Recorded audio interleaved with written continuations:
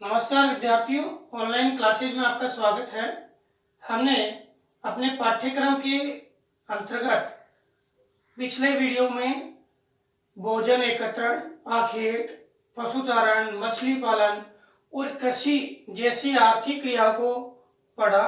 आज हम उसी आर्थिक क्रियाओं की श्रृंखला में अगली प्राथमिक क्रिया यानी लकड़ी काटना इसको पढ़ेंगे। सामान्य सी बात है, लकड़ी काटना क्या है? जो वन क्षेत्र है उनसे लकड़ियों को काटना। अब लकड़ी जो काटने की क्रिया है, हम आरंभ में देखें तो ये जो लकड़ी काटना उसका उद्देश्य था ईंधन के लिए, यानी आदिकालीन मानव भी है वो ईंधन के लिए लकड़ियां काटता था। लेकिन आधुनिक रूप है इसका बदल गया। आधुनिक रूप में क्या होने लग गया? इसका व्यापारिक रूप हो गया और लकड़ियों का प्रयोग है वो फर्नीचर यानी अन्य उद्योग के लिए कच्चे माल और कागज निर्माण आदि के लिए किया जाने लग गया। कागज निर्माण आदि के लिए किया जाने लग गया। अब जो ये लकड़ी काटना है, विश्व के अंदर जो भी जलवायु क्षेत्र है, जैसे उष्ण कटिबंध है, शीतोष्ण कटिबंध है, उन क्षेत्रों में पाए जाने वाले वन है, उन वनों में पाए जाने वाले पेड़ है, उन पेड़ों के आधार पर उन लकड़ियों का अलग अलग उपयोग होता है। जैसे उष्ण कटिबंधीय जो क्षेत्र है वहां पर जो वन है वहां पर ये लकड़ी काटना जो है वो कौन सा व्यवसाय था? प्राथमिक व्यवसाय के रूप में है। और यहाँ जो लकड़ी काटने का व्यवसाय है उसके दौरान आपके क्या बनाए जाते हैं? फर्नीचर बनाए जाते हैं। क्या बनाए जाते हैं? फर्नीचर बनाए जाते हैं। उष्ण कटिबंधीय जो पौधे हैं, पेड़ है, उनमें साल है, सागवान है, शीशम है, रोजवुड है, महोगनी है। तो ये उष्ण कटिबंध के जो क्षेत्र है विश्व में जहां पर भी कहां पर होंगे? उष्ण कटिबंधीय जलवायु क्षेत्र में 0 से लेके 5 से लेके और 30 डिग्री उत्तरी और दक्षिणी गोलार्ध में यहाँ पर मुख्यतः फर्नीचर के रूप में या इमारती लकड़ी के रूप में इसका प्रयोग किया जाता है।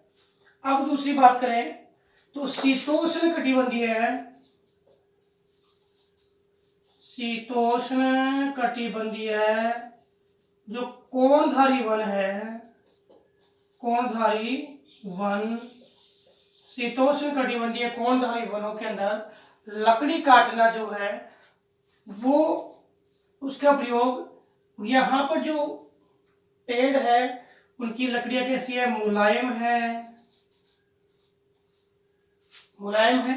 तो इसके लिए, और ये जो लकड़ियां है उनका प्रयोग किस में किया जाता है? कागज की लुगदी बनाने में। इन वनों से जो लकड़ियां मिलती है उनका व्यापारीकरण या व्यापारिक क्रियाओं में सर्वाधिक प्रयोग हो रहा है। और विश्व के अंदर बहुत सारे देश ऐसे हैं जो इस लकड़ी काटने वाले व्यवसाय में व्यापारिक स्तर पर यानी बहुत ज्यादा मात्रा में जो इस व्यवसाय को आगे बढ़ा रहे हैं आर्थिक लाभ के लिए। और इन देशों में कौन कौन से हैं? कनाडा है, आपके नॉर्वे है, आपके स्वीडन है। ये देश है वो व्यापारिक स्तर पर इस व्यवसाय को आगे बढ़ा रहे हैं। अब इस व्यवसाय के व्यापारिक स्तर पे आगे बढ़ने के कई नुकसान हैं। एक दो पढ़ते हैं, जैसे लकड़ी काटने से किसका? वनों का ह्रास होगा। और एक तो क्या होता है कि कोई भी प्राथमिक क्रियाकलाप है उसका अगर उद्देश्य जीवन निर्वाह होता है तो प्रकृति का दोहन नहीं होता है, सीधी सी बात है। और अगर किसी भी प्राथमिक क्रियाकलाप का उद्देश्य अगर व्यापार हो जाता है तो वह प्रकृति का अनियमित दोहन होना आरंभ हो जाता है। जब तक लकड़ी काटना एक प्राथमिक क्रियाकलाप थी और उसका उद्देश्य अगर जीवन निर्वाह था, यानी अपने स्वयं का जो क्षेत्र है उसमें उपयोग करना था तब तक तो ठीक था, लेकिन अब इसका क्या हो गया, सब व्यापारीकरण हो गया। व्यापारीकरण में क्या करेंगे, कागज की लुगदी बनाएंगे, लट्ठे बनाएंगे, लकड़ियों के लट्ठे बनाएंगे, फर्नीचर बनाएंगे, तो काफी कुछ कार्य करते हैं। और अन्य उद्योग है उनके लिए कच्चे माल के स्रोत के रूप में भी लकड़ियां काम करते हैं। तो ये व्यापारीकरण हो गया, तो उसके लिए बहुत सारे नुकसान है। क्यों? क्योंकि व्यापारीकरण होने के कारण लोग लाभ के उद्देश्य से काम करेंगे, तो लाभ के उद्देश्य से काम करेंगे तो वनों का ह्रास होगा, क्योंकि अनियमित क्या होगी, अनियमित होगी कटाई। अनियमित कटाई से वनों का क्या होगा, ह्रास होगा। दूसरी बात, जब वन कटेंगे तो साहब मृदा का क्या होगा, अपरदन होगा। मृदा का अपरदन होगा तो मृदा में क्या आएगा, निम्नीकरण आएगा। मृदा में क्या आएगा, निम्नीकरण होगा। और वन कटेंगे तो मृदा का निम्नीकरण होगा, तो आपका जो वर्षाकालीन सिस्टम है, वर्षा का जो तंत्र है वो क्या होगा, प्रभावित होगा। तो क्या होगा, सूखा पड़ेगा या क्या आएगी, बाढ़ आएगी। क्योंकि वन जो है मृदा क्षरण को रोकने वाले हैं, मृदा अपरदन को रोकने वाले, जो चले गए तो बहुत हो गया, तो बाढ़ आएगी, या वर्षा नहीं होगी तो क्या होगा, सूखा होगा। तो ये आपके इस लकड़ी काटने के व्यापारीकरण के क्या है, नुकसान है। तो समझ में आ गया होगा कि लकड़ी काटना एक व्यवसाय है जिसमें पेड़ों से क्या करते हैं, लकड़ियां काटते हैं। सीधी सी बात है, कुछ समझने वाली बात ही नहीं है। और ईंधन के लिए करते हैं, फर्नीचर, कच्चे माल, कागज के लिए करते हैं। उष्णकटिबंधीय वन है और शीतोष्णकटिबंधीय कौन से वन है, कोणधारी वन है।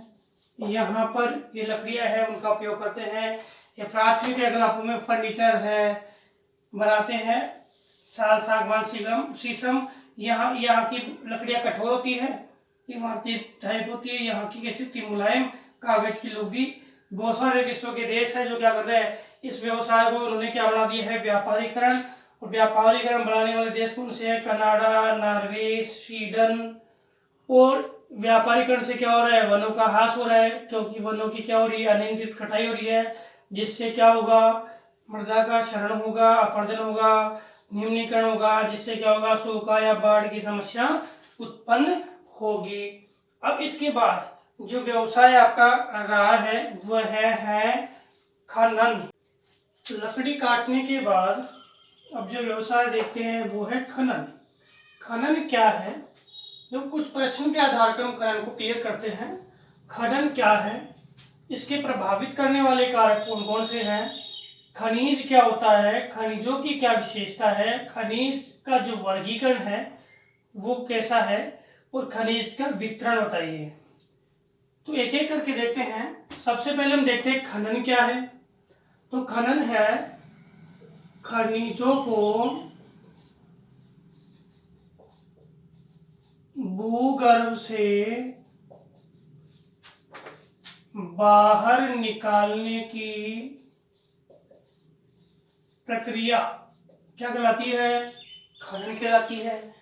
अब आप कहोगे साहब खनिज क्या है, तो फिर जो पदार्थ भूगर्भ से या धरातल से बाहर निकाला जाता है, जो पदार्थ क्या भूगर्भ या धरातल से बाहर निकाला जाता है, क्या करके, खोदकर बाहर निकाला जाता है। जो पदार्थ धरातल को खोदकर भूगर्भ से बाहर निकाला जाता है वो क्या कहलाता है साहब, खनिज कहलाता है।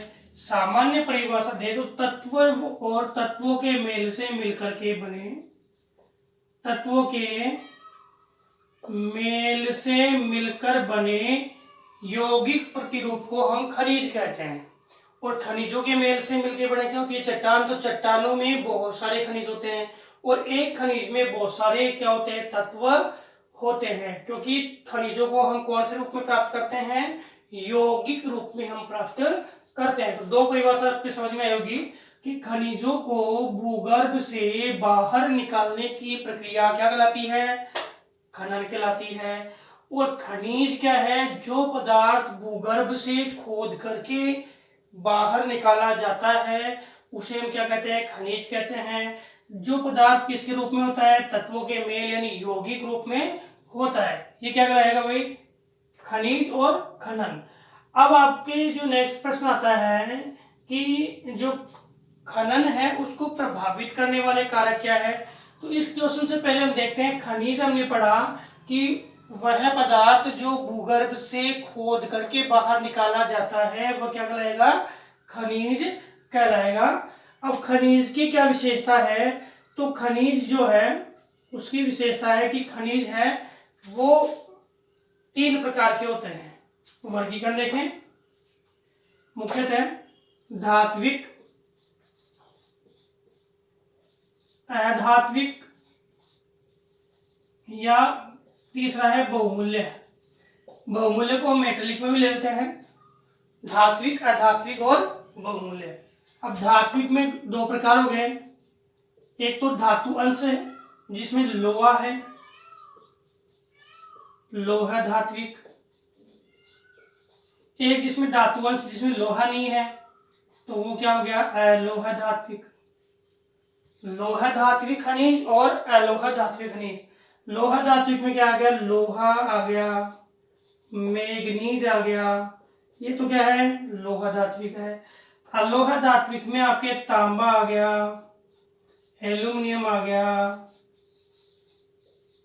ये क्या साहब? अलोहा धात्विक है। इसके साथ ही हम इसमें बहुमूल्य भी जोड़ सकते हैं। बहुमूल्य में क्या आएगा? सोना, चांदी, प्लेटिनियम, ये क्या आता है? बहुमूल्य है। अधात्विक में 2 प्रकार के हैं साहब, एक तो कौन से? अधात्विक वो जो ईंधन वाले हैं, एक कौन से? अधात्विक जो ईंधन वाले नहीं है, ईंधन वाले नहीं है, जो ईंधन वाले नहीं है। एक तो गैर ईंधन वाले और एक कौन से? ईंधन वाले। ईंधन वाले में आपके कौन कौन से आती है? जैसे कोयला आ गया, पेट्रोलियम आ गया, प्राकृतिक गैस आ गई, ठीक है। और गैर ईंधन वाले कौन से आ गए? संगमरमर आ गया, संगमरमर, आपके ग्रेनाइट आ गया, चूना पत्थर आ गया, ये कौन से आते हैं? गैर ईंधन वाले। तो हमने खनिजों का वर्गीकरण देखा कि खनिज है साहब धात्विक भी होते हैं, अधात्विक भी होते हैं, बहुमूल्य भी होते हैं। धात्विक भी है, अधात्विक भी और बहुमूल्य भी है। धात्विक में कौन से? लोहा धात्विक और अलोहा धात्विक। लोहा धात्विक में लोहा और मैग्नीज, अलोह में तांबा, एल्यूमिनियम, और अधात्विक में ईंधन, ईंधन वाले में कौन से? कोयला, पेट्रोलियम, प्राकृतिक गैस।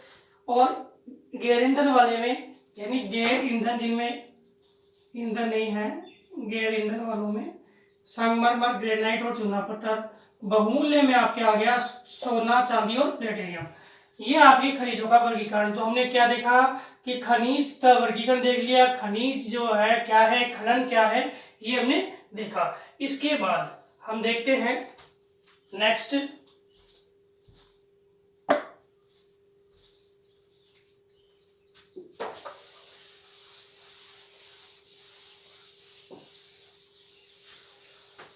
अगला है खनिजों की विशेषता। तो खनिज की विशेषता देखें तो खनिज देखो, एक तो सबसे बड़ी विशेषता है कि खनिज है वो क्या होता है? जिसमें एक भौतिक या रासायनिक गुण होता है, भौतिक या रासायनिक गुण से निर्मित होता है खनिज। भौतिक या रासायनिक गुण जिसमें होता है वो क्या होता है? खनिज होता है। दूसरी विशेषता देखें तो खनिज है पूरे विश्व में समान नहीं है, सभी जगह विश्व में खनिज समान नहीं है। किसी क्षेत्र में कौन सा खनिज है, किसी क्षेत्र में कौन सा खनिज है। तीसरी विशेषता देखें कि विश्व में कोई भी क्षेत्र जहां देख लो कि बहुमूल्य खनिज जितने भी है उनकी मात्रा कम, और जो कम मूल्य वाले खनिज है उनकी मात्रा क्या है? ज्यादा है, ठीक है। और इसमें खनिजों के भौतिक गुणों में रंग, आकृति और जो उसका भौतिक स्वरूप, चमक, ये उसकी क्या है, विशेषता है। पारदर्शिता,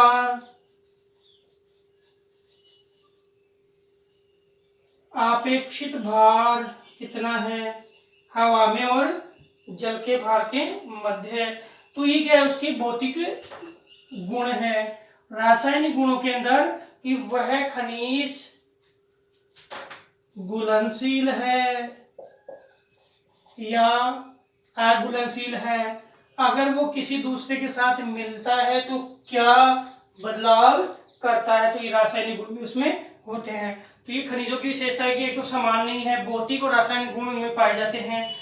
बहुमूल्य है, वो मात्रा में कम है, कम मूल्य वाले क्या है, ज्यादा है। तो विश्व का कोई भी प्रदेश ऐसा नहीं है जहां पर बहुत ज्यादा और सारे खनिज हो, और विश्व का कोई ऐसा प्रदेश भी नहीं है जहां बिल्कुल खनिज नहीं हो। कुछ क्षेत्र ऐसे हैं जहां पे खनिजों की मात्रा बिल्कुल कम है। ठीक है, अब हम देखते हैं खनिजों के वितरण की बात करें। वितरण का मतलब है कि जो खनिज है वो कौन कौन सी सेलों में मिलता है, कौन कौन से चट्टानों में मिलता है। अभी मैंने बताया कि जो तत्व यानी खनिज मिलकर के और क्या है, चट्टानें जो होती है वो खनिजों की मिलने से बनती है। तो खनिज का वितरण है वो 3 प्रकार की चट्टानों में मिलता है। एक तो आग्नेय है, सिंपल सी बात है, अवसादी और कायांतरित। आग्नेय, अवसादी और कायांतरित। अब आग्नेय चट्टान भी आपने और अवसादी और कायांतरित तीनों चट्टानें आपने 11वीं क्लास में पढ़ी है। आग्नेय चट्टान वो है जो इग्नि शब्द से बनी है और जो ज्वालामुखी उद्गार से या आंतरिक जो लावा है उसके निकलने से निर्मित, लावा या मैग्मा है उसके निकलने या जमने से बनती है। आग्नेय के विखंडन से ये कचरा होता है, सेगमेंट से बड़ा है, जिसका मतलब क्या होता है, कचरा या अवसाद। तो उसके जमने से जब इसमें क्या होता है, शिली भवन होता है, यानी ताप के कारण ये क्या होती है, अपने एक स्तर में आ जाती है और क्या बढ़ जाती है, परत नुमा संरचना में निर्मित हो जाती है। तो वो अवसादी। आग्नेय और अवसादी के अंदर जब टेम्परेचर पीबीटी यानी तापमान, एक तो प्रेशर दबाव, एक वॉल्यूम यानी आपका आयतन, और टी का मतलब टेम्परेचर। तो दबाव, आयतन और तापमान तीनों में बदलाव आता है तो जो खनिज है वो अपने मूल गुण को छोड़ करके, या चट्टान है वो अपने मूल गुण को छोड़ करके और दूसरे गुण में परिवर्तित हो जाती है। तो उससे क्या होता है, कायांतरित, यानी काया या रूप में अंतर हो जाता है तो उसको रूपांतरित भी बोलते हैं। तो कायांतरित चट्टान।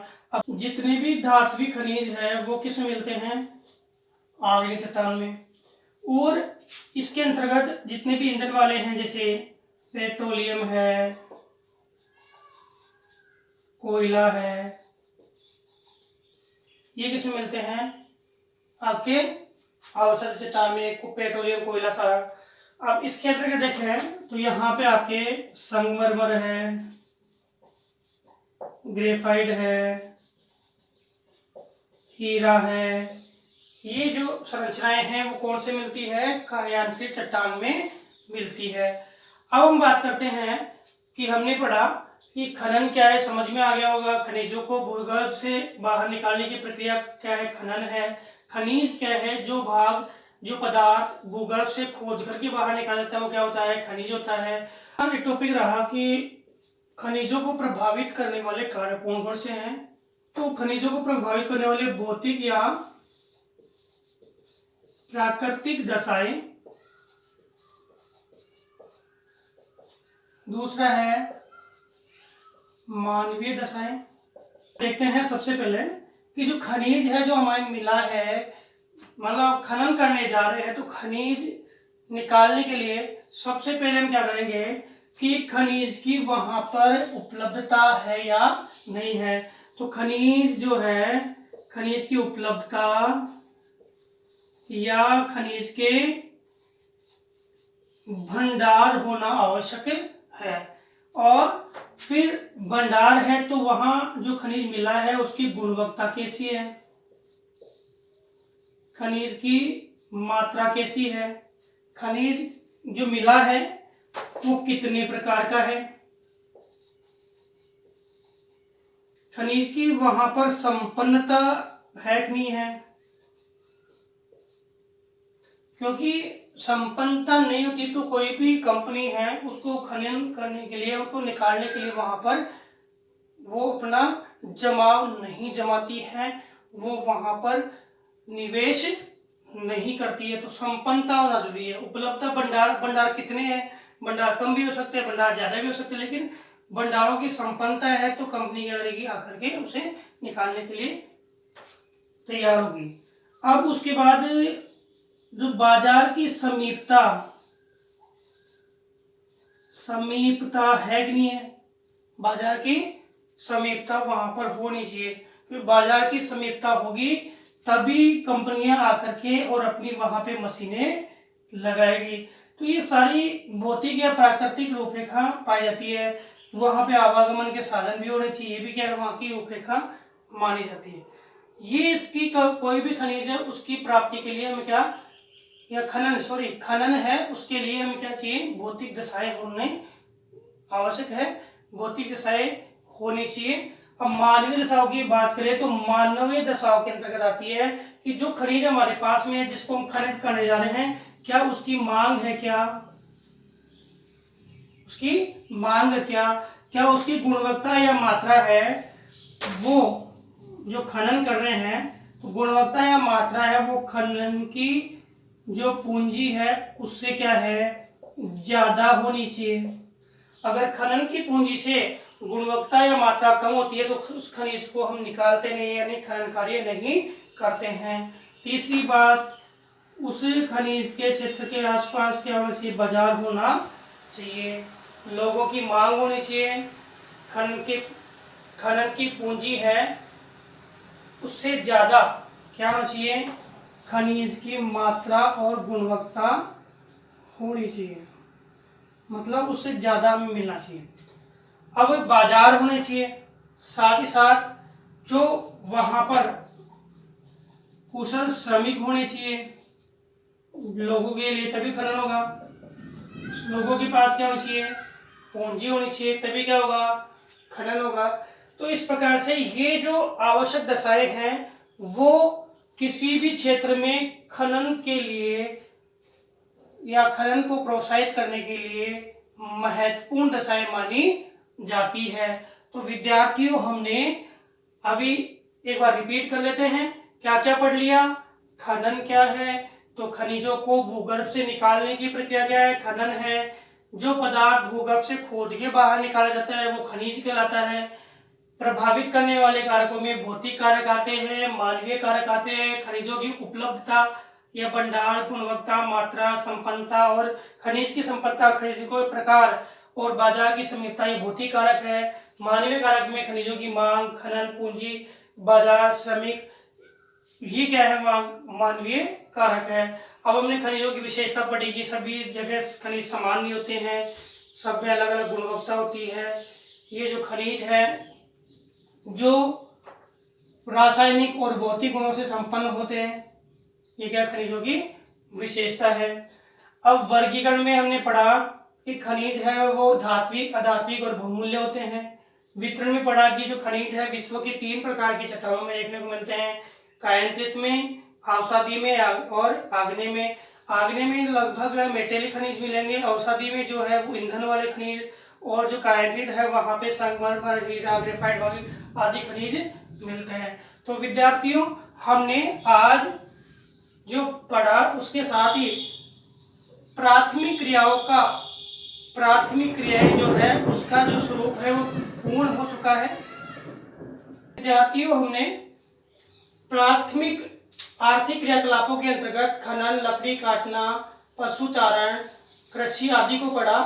नेक्स्ट वीडियो में हम विश्व की द्वितीयक आर्थिक क्रियाओं के बारे में पढ़ेंगे। धन्यवाद।